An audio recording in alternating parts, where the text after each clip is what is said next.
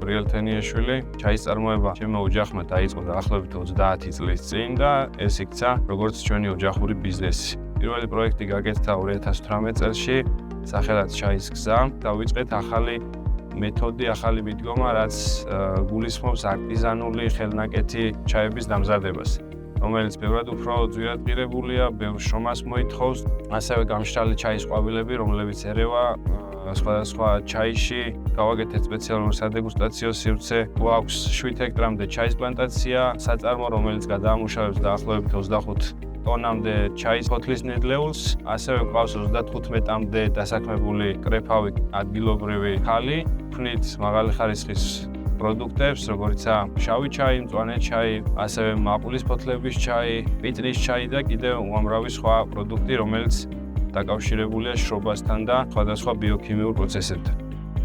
მივიღე მონაწილეობა ეკოჯორჯიას პროექტში, რომელიც მიზნად ისახავდა სამეწარმეო უნარების გაძლიერებას, არამერქნული თუ მერქნული პროდუქტების მოპოვებასთან დაკავშირებით. თუ სად, როგორ, რა დოზით, როგორ შეიძლება მოიპოვო ბუნებაში პროდუქტები, რომელსაც გამოიყენებ ისე, რომ არც ბუნებას დააზარალებ და შენც შექმნი ისეთ პროდუქტს, რომელიც იქნება უნიკალური და ამ პროდუქტით გაიცნობს შენს კომპანიას, შენს ქვეყანას სხვადასხვა ბაზარი, ევროპისა თუ საქართველოს.